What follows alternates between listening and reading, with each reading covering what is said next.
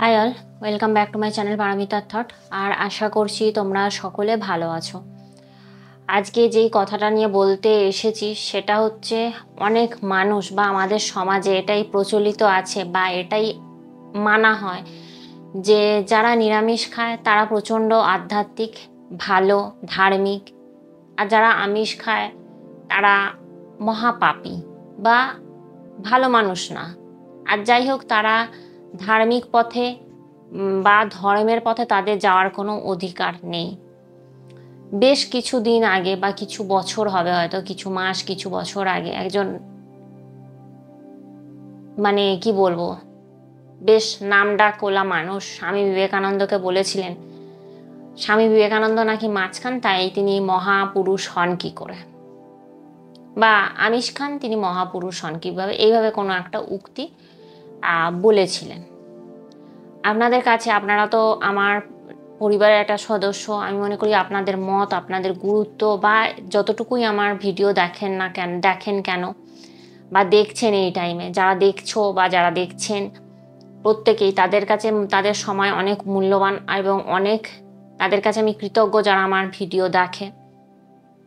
আপনাদের মত অবশ্যই জানাবেন যে সত্যি কি যারা নিরামিষ খায় ধর্মের পথে কি তাদেরই যাওয়ার অধিকার আছে, বা যারা আমিষ খায় তারা কি অধার্মিক বা তাদের কি ধর্মের পথে যাওয়ার কোনো অধিকার নেই, এটা কি আপনারা মনে করেন? অবশ্যই কিন্তু কমেন্ট সেকশনে জানাবেন। কিন্তু বিষয়টা হলো, একটা আমিষ যায় খায়, সে একটা ব্যক্তি হোক, একটা মহিলা হোক বা যাই হোক, একটা মানুষ যদি সে আমিষ খায়, খেয়ে যদি তার মনের শান্তি হয় বা তৃপ্তি হয় বা তার যদি ভালো লাগে, তার যদি রুচিতে লাগে যে হ্যাঁ আমি আমিষ খাচ্ছি, আমার রুচিতে লাগছে, ভালো লাগছে, ঠিক আছে, অথচ সেই মানুষটাই যে আমিষ খায় সে যদি মানুষের সাহায্য করে, মানুষের উপকার করে, ঠাকুরের নাম করে, ভগবানের নাম করে, ঈশ্বরের নাম করে, আল্লাহর নাম করে, যাকেই মানুন না কেন তার নাম করে, তার সাথে মানুষের সাহায্য করে, হেল্প করে, মানুষকে সঠিক পথ দেখায়, কোনো কারণ ছাড়া মানুষের সাহায্য করে, সে কি সত্যি পাপী? আপনাদের কি মনে হয় সে কি খুব খারাপ কাজ করছে? বা সেই মানুষটাকে মানুষ হিসাবে আপনারা কি সত্যি মনে করবেন যে তারা সে পাপী, বা যারা এরকম করে তারা সত্যি পাপী, বা তাদেরকে তাদের ভগবানকে ডাকার বা ভগবানের নাম গান করার কোনো অধিকার নেই, সে ধার্মিক পথে যেতে পারে না? এটা কি সত্যি উচিত?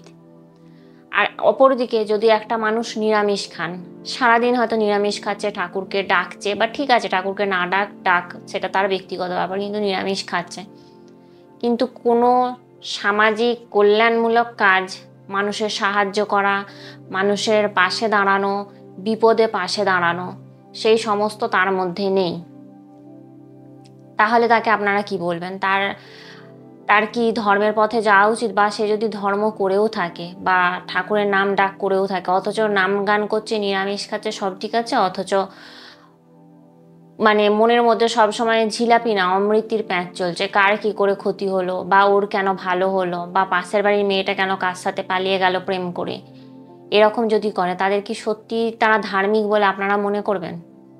আশা করি বোঝাতে পারছি বিষয়টা। বিষয়টা সেটা না, বিষয়টা হচ্ছে মানুষের মনের। সব সময় মনের দিক থেকে মানুষকেও ভালো হতে হবে। তাতে আমিষ খাচ্ছে কি নিরামিষ খাচ্ছে সেটা তার ব্যক্তিগত ব্যাপার। কেউ যদি আমিষ খেয়ে সন্তুষ্টি পায়, কেউ যদি আমিষ খেয়ে তার ভালো লাগে, তাহলে সেটা তার নিজের রুচি। কাউকে মানুষ জোর করতে পারে না বা জোর করে বলতে পারে না তোমাকে আমিষ ছেড়ে দিতেই হবে। অপরদিকে কেউ যদি নিরামিষ খায় বা নিরামিষ খাচ্ছে, সমস্ত ঠিক আছে, অথচ মানুষের পিছনে লেগে বেড়াচ্ছে, বা কারোর ভালো হলে তার ভাল লাগছে না, কারোর ভালো হলে তার মনে আনন্দ হচ্ছে না, বা কোনো সমাজের কল্যাণমূলক কাজে সে ইনভলভ নেই, বা কারোর ভালো সে দেখতে পায় না, সে কি সত্যিই ধার্মিক? বা তার কি ধর্ম করলেও সেটা কি পরিপূর্ণ হচ্ছে? না, আমার তো মনে হয় না, হচ্ছে না। মানুষের খাওয়াকে, মানুষের খাওয়া দাওয়াকে, মানুষের রুচিকে হিসাবেই তাকে যে ধর্মের পথে যেতে হবে, তাহলেই সে যারা আমিষ খাচ্ছে তবেই সে ভালো, ভালো না, আর যারা নিরামিষ খাচ্ছে তবেই সে ভালো, এটা অনুযায়ী মানুষের ভালো খারাপ আমরা বিচার করতে পারি না। আমরা কেউ নই বিচার করার, আমরা কাউকে জাজ করবার, কাউকে বিচার করবার কিন্তু কেউ নই। সব থেকে বড় কথা হলো মানুষের মন, মানুষের মস্তিষ্ক এবং মানুষের কাজ করা। কেউ যদি আমিষ খেয়ে ভালো পথে থাকে, ভালো কাজ করে, ভালো দিকে থাকে, মানুষের সাহায্য করে এবং ধর্মের পথেও থাকে, পুজোর কাজ যদি সেই মানুষটা গুছিয়ে সুন্দর করে করে, তাহলে অবশ্যই তার কিন্তু সে ধর্মের পথে যেতে পারে এবং সে ধার্মিক অবশ্যই, এবং সেও একটা ভালো মানুষ, কারণ সে মানুষের ভালো কাজে লাগছে, ভালো করার চেষ্টা করছে। কিন্তু অপরদিকে নিরামিষকে যদি কেউ মানুষের ভালো না করে, ভালো দেখতে না পারে বা ভালো শুনতে না পারে, তাহলে কিন্তু কোনো লাভ নেই, কোনো লাভ নেই। জীবে প্রেম করে যেই জন, সেই জন সেবিছে ঈশ্বর। মানুষকে, পশু, শুধু মানুষ না, জীব অর্থাৎ শুধু মানুষ না, পশু পাখি গাছপালা সমস্ত কিছুই যারা ভালোবাসে, যারা তাদেরকে টেক কেয়ার করে, তারা অবশ্যই ভালো মানুষ।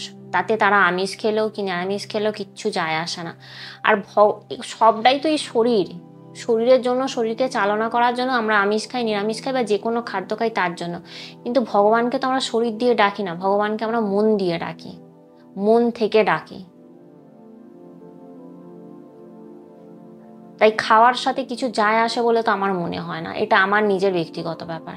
হ্যাঁ, কেউ পুজো আচ্ছার দিন নিরামিষ খেলো বা কেউ কোনো একটা অনুষ্ঠানের দিন নিরামিষ খেলো বা কোনো একটা বারে নিরামিষ খেলো, সেটা তার ব্যক্তিগত ব্যাপার, কাউকে কিছু বলতে চাই না। কিন্তু কেউ নিরামিষ খায় বলেই সে অধার্মিক, কেউ আমিষ খায় বলেই সে অধার্মিক, কেউ নিরামিষ খায় বলে সে শুধু ধার্মিক, এটা কখনোই হতে পারে না, আর এটা হওয়া সম্ভব নয়। আপনারা কি মনে করেন অবশ্যই কিন্তু কমেন্ট সেকশনে জানাবেন। আর একটা কথাই বলবো, মানুষকে আমরা বিচার করার কিন্তু কেউ নই। বিচার করার জন্য উপরে একজন বসে আছেন, উপরওয়ালা, তিনি বিচার করবার। আমরা মানুষের ভালো বলতে পারি বা তার কিছু খারাপ থাকলে তাকে বলতে পারি যে এটা তোমার খারাপ, এটা করলে তোমার হয়তো ভালো হবে, এরকমভাবে বলতে পারি, বা খারাপ হলে তাকে হাসতে পারি না। বিচার করার যিনি বিচার করবা তিনি আমাদের উপরে বসে আছেন, ঈশ্বর, আল্লাহ, গড, যিনি যাকে মানেন, কোনো পজিটিভ এনার্জি, তাদের কাছে সেটাই। আমরা খাদ্য খাই শরীরের জন্য, কিন্তু আমরা ভগবানকে ডাকি মন থেকে। তাই নিরামিষ খেয়ে ডাকা যাবে, আমিষ খেয়ে ডাকা যাবে না, এরকম কোনো মানে নেই, কোনো মানে নেই। অনেকে বলে বাসি কাপড়ে ভগবানকে ডাকা যায় না, ঘুম থেকে উঠে যেই কাপড় থাকে সেই কাপড়ে ডাকা যায় না। কেন ডাকা যায় না? যখন আমরা ঘুমোই তখন কি ভগবান আমাদের সাথে থাকে না? থাকেন তো। যখন আমরা শৌচকর্ম করি তখন কি ভগবান আমাদের ছেড়ে চলে যান? আমাদের প্রাণটাই তো, আমাদের আত্মাটাই তো, জীবে প্রেম, মানে তখন তো আমরা বেঁচেই থাকি। আমাদের মধ্যে, মানুষের মধ্যেই ভগবান থাকেন। তিনি কি চলে যান? চলে যান না। আর এগুলো কি করছে? ঘুমাচ্ছে আমার দেহ, শৌচকর্ম করছে আমার দেহ। মন কি? মন থেকে তো আমরা ভগবানকে ডাকি। আমরা কখনো কিন্তু দেহ দিয়ে ভগবান ডাকি না, আমরা মন থেকে ভগবান ডাকি। আর মনের কোনো সূচি অসুচি বাসি এই সমস্ত কিচ্ছু নেই। ভগবান, বারবার যেটা আমি ব্লগে বলি, যখনই আমি আধ্যাত্মিক কোনো ব্লগ দিই বা গীতার কোনো ব্লগ দিই, কোনো ভিডিও দিই, সবসময় বলি ভগবান কিন্তু ভয় চান না। ভগবান গোছা গোছা ধূপ ধুনো মুখের সামনে ঘোরাবে এরকম চান না। ভগবান মন্ডা মিঠাই চান না। ভগবান একটা জিনিসই চান, যেটুকু আমি এতটুকু বয়সে বুঝেছি, সেটা হচ্ছে ভক্তের ভক্তি। যেটুকু আমি গীতা থেকে পড়ে শিখেছি, জেনেছি, বড়দের কাছ থেকে জেনেছি, যেটুকু আমার বুদ্ধি বলে, সেটা হচ্ছে ভগবান চান ভক্তের ভক্তি, এছাড়া তিনি কিচ্ছু চান না। তো এই ছিল আজকের ব্লগ, এই ছিল আজকের কথা। যদি শেষ পর্যন্ত কথাগুলো তোমরা শুনে থাকো, যদি তোমাদের ভালো লেগে থাকে, তাহলে অবশ্যই কিন্তু পারমিতার থট অর্থাৎ আমার চ্যানেলটাকে লাইক করো, শেয়ার করো এবং সাবস্ক্রাইব করো। তোমাদের ভালোবাসা দিও, আশীর্বাদ দিও, তোমাদের কাছে এটা আমার অনুরোধ। অবশ্যই সাবস্ক্রাইব করো আর কমেন্ট সেকশনে জানিও যে তোমাদের কি মনে হয়, যিনি নিরামিষ খান তিনি কি শুধু ধর্মের পথে যেতে পারেন, যিনি আমিষ খান তিনি কি মহাপাপী? অবশ্যই কিন্তু কমেন্ট সেকশনে জানিও তোমাদের কি মনে হয়।